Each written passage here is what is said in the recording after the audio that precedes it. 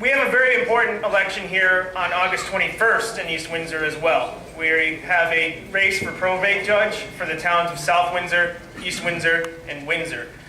And it's a special election, as you can imagine, since it's happening on August 21st. So joining us here today is a man that I serve on the Republican State Central Committee with Bill Ballard as well from Enfield that's in the back.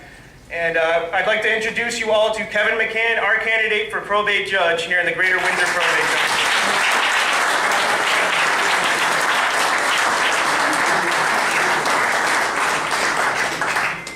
Thank you, Chris.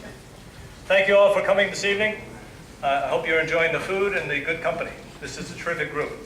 As Chris said, I'm running for probate judge for the Greater Windsor District to replace the deceased Brian Griffin. This is an election that is more on qualifications than ideology. I've been an estate probate and a trust estate and probate attorney for the past 22 years. First with Tyler Cooper and Alcorn, where I was a partner for nearly 20 years, and now with Hinckley, Allen, and Snyder. This is all I do all day, every day. I work on probate matters, I work on estate matters, I work on trust matters. Early in this race, I wrote a letter to the editor that one of my opponents took umbrage with. And the reason that he took umbrage with it was that I pointed out that I don't do bankruptcies, I don't do divorces, I don't do real estate closings, I do trust estates and probate. He took that as an affront because he does do bankruptcies, he does do divorces. He doesn't focus his attention on the real issues that are important to, and the qualifications that are important to being a probate judge. I'm the only candidate in this race that's a member of the Estates and Probate section of the Connecticut Bar Association. I'm the only candidate in this race that's a member of the Connecticut Bar Association. My opponents don't even care enough to belong to our trade organization, where we learn about things that are going on in the law, that I get emails from every day to give me updates on what's going on in the probate law and the estate tax law. They would like to be a probate judge, but their qualifications just aren't there with respect to the job. This has been my career. I've built a career over the past 22 years doing exactly this, working in estates and probate.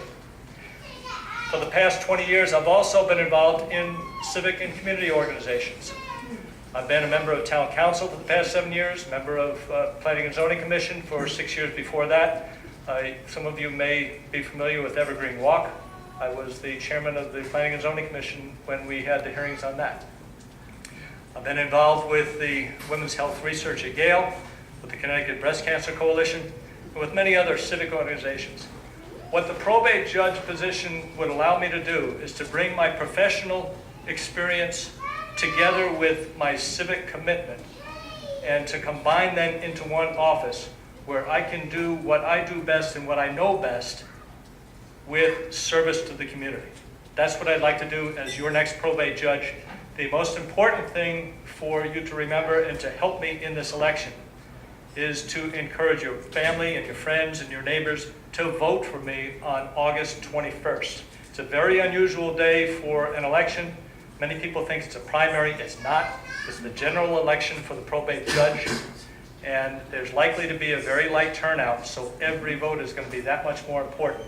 So if I could ask each of you to call 10 of your friends and encourage them to come out to the polls on August 21st and support me and vote for me on that day, we can win this election. Thank you for coming, and thank you for your support.